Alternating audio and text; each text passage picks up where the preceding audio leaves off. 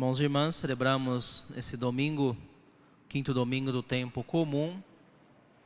No ciclo C, ouvimos hoje então o Evangelho segundo Lucas, capítulo 5, os primeiros 11 versículos desse capítulo, e trazem esse relato tão bonito, tão detalhado, não é?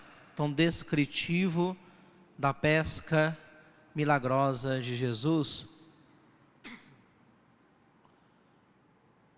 Um texto que é muito rico em sua interpretação espiritual, esse fato histórico de que Jesus faz essa pesca milagrosa em favor de Pedro e seus companheiros, tem muitas consequências espirituais, se podem abordar de vários ângulos diferentes. Um deles é o ângulo da vocação. No tema da vocação, o texto de hoje faz um paralelo muito interessante com a primeira e a segunda leitura. A primeira leitura, extraída do capítulo 6, não é, do livro do profeta Isaías, traz o relato da vocação do profeta. Numa linguagem mística, Isaías relata então uma visão mística, na qual ele vê a sua vocação, que é apresentada diretamente por Deus, cara a cara. Deus no seu trono majestoso, cercado de anjos, os serafins, propõe a ele a vocação de profeta. Na segunda leitura nós temos a vocação do apóstolo São Paulo, ele dando um testemunho do que ele deve padecer para fazer a vontade de Deus, sendo apóstolo de Jesus Cristo, apóstolo para evangelizar os pagãos. E no Evangelho a vocação de São Pedro. São Pedro que é chamado por Cristo diretamente para ser apóstolo. E não só um dos 12 apóstolos, o que já é muita coisa, mas para ser o príncipe do colégio apostólico, para ser a voz pela qual Cristo vai continuar falando nesta terra, para ser o vigário de Jesus Cristo, o Papa, o líder da igreja aqui nessa terra. A vocação, irmãos e irmãs, Deus confere a esses personagens uma vocação específica de consagração total. No Antigo Testamento o profeta e no Novo o apóstolo Paulo e o apóstolo Pedro. Pedro e Paulo são, sem dúvida, os dois principais apóstolos de Jesus Cristo dentro do grupo que nós já conhecemos. Não é à toa que eles são os padroeiros da cidade de Roma, onde está o centro da catolicidade da igreja. São Pedro e São Paulo. Se a gente vê aquela imagem bonita da Praça de São Pedro, não é?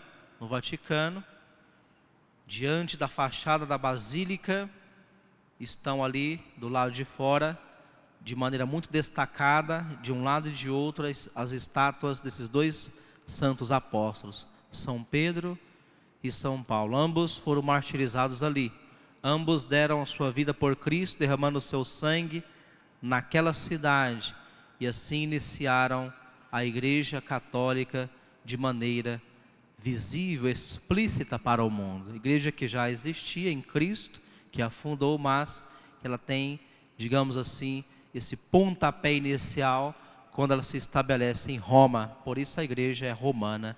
Ali está Pedro, ali estão seus sucessores, os papas, e ali está então a igreja, e aonde está a igreja está Jesus Cristo.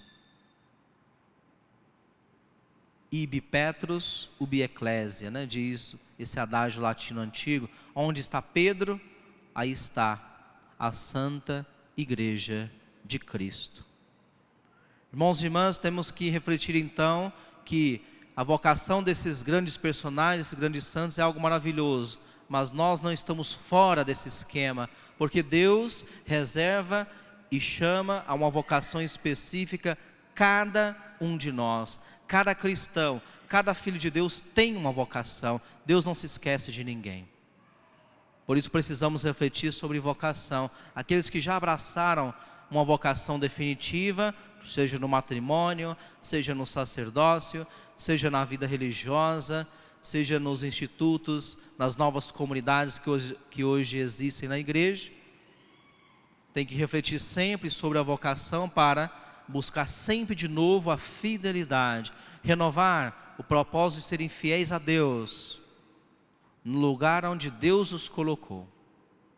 E aqueles que ainda não, digamos assim, solidificaram a sua vocação, precisam também refletir e rezar sobre vocação para discernir, para ouvir a voz de Deus.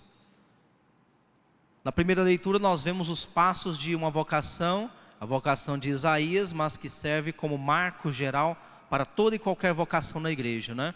O primeiro elemento da vocação é que é um chamado de Deus. Vocação não é o mesmo que escolher um hobby, um passatempo, uma coisa que a gente escolhe livremente. Escolher o lanche que eu vou comer hoje, depois da missa da noite, por exemplo. E aí a gente faz um paralelo que o lanche que a gente vai escolher depois da missa tem que ser escolhido depois da missa mesmo, né? Porque já me chegaram informações secretas, que aqui eu tenho agentes, né, da NASA que trabalham para mim, que gente que está aqui nessa bonita assembleia durante a missa pedindo lanche no iFood. Olha só, é o cúmulo da praticidade, né? Então quando termina a missa o lanche já está chegando. Não pode, né? Não vamos pedir o lanche agora. Espera acabar a missa, pelo amor de Deus, né? Uma coisa de cada vez, né? Então está o padre rezando a missa. Então, para mim pode ser o sanduíche sem maionese, não sei o quê. Não, para com isso, né, gente? Pelo amor de Deus. Primeiro ponto da vocação é ouvir a voz de Deus. Deus chama Isaías, o transporta lá para o céu, diante dos serafins. E então Deus começa a falar, e o profeta, aquele candidato a profeta, entende que Deus o chama. Segundo passo, então, qual é? A sensação de medo e de indignidade diante do chamado. Isaías, quando percebe o que está acontecendo ali, que Deus o chama para perto de si, ele diz: Senhor, não mereço estar aqui. Sou um homem de lábios impuros, ai de mim, porque vi com os meus olhos o Deus Todo-Poderoso. O terceiro passo, então, da vocação é Deus que vem nos acalmar. Assim como fez com Isaías, Deus envia aquele anjo para Isaías, não é? Um dos serafins vem com uma brasa incandescente daquele fogareiro místico e toca os lábios de Isaías. Mas não é uma chama que faz mal, que machuca, é uma chama vivificadora do Espírito Santo que vem purificar. Então o anjo lhe declara: no momento em que esta brasa tocou os seus lábios, os seus pecados estão perdoados. Deus capacita, dá a graça de estado, fortalece aqueles a quem chama. Deus não dá uma vocação para a gente e deixa a gente se virar sozinho para conseguir vivê-la. Não, a cada pessoa que Deus chama, Ele dá a graça. Aqueles que Ele chama para o matrimônio, os dá a graça para viverem esse estado de vida, que não é fácil. É preciso de uma graça especial de Deus. Quando chama alguém para o sacerdócio, a mesma coisa. Dá uma graça para este candidato, a fim de que possa exercer dignamente o sagrado ministério, e assim por diante. Deus capacita. Primeiro vem o sentimento de medo e de indignidade, mas Deus então o fortalece. Finalmente, o último passo, Deus pede o assentimento livre da vontade daquele que o chama, porque Deus não obriga ninguém a nada, Ele propõe. É o que Ele faz com Isaías, nós ouvimos, não é? Depois que Deus o chamou, depois que Deus o purificou com a brasa santa, Deus diz assim como que, dizendo para o vento, né? Dizendo assim indiretamente, com delicadeza: quem enviarei? Quem falará por nós? E então Isaías percebe que Deus está o chamando e pedindo o seu consentimento. Então ele diz: sim, aqui estou, Senhor, envia-me. Esses são os passos da vocação. Deus chama, Deus capacita, Deus pede de nós a nossa adesão. Quer me seguir, sim ou não? O mesmo fez Jesus no Evangelho com o apóstolo Pedro. Subiu na sua barca intencionalmente. Jesus prega da barca de Pedro, é um símbolo da Igreja Católica. A barca de Pedro é a Igreja Católica. E na Igreja de Pedro, na Igreja Católica, Cristo fala, Cristo nos ensina, Cristo nos traz a sua palavra de salvação. Pedro, ao ouvir o discurso de Cristo, sente o chamado do Senhor na sua alma. Então vem também o sentimento de indignidade. De joelhos, ele diz diante de Jesus: Senhor, afasta-te de mim, porque eu sou um pobre pecador. Admite a verdade. Todos nós somos pecadores, todos nós somos indignos de assumir uma vocação divina, seja o matrimônio, seja o sacerdócio, seja a vida consagrada, etc. Mas Deus chama assim mesmo, Ele sabe que nós somos indignos, Ele sabe que nós somos fracos, Ele sabe que nós somos pecadores, mas mesmo assim Ele nos ama, mesmo assim Ele nos leva a sério, mesmo assim Ele confia em nós.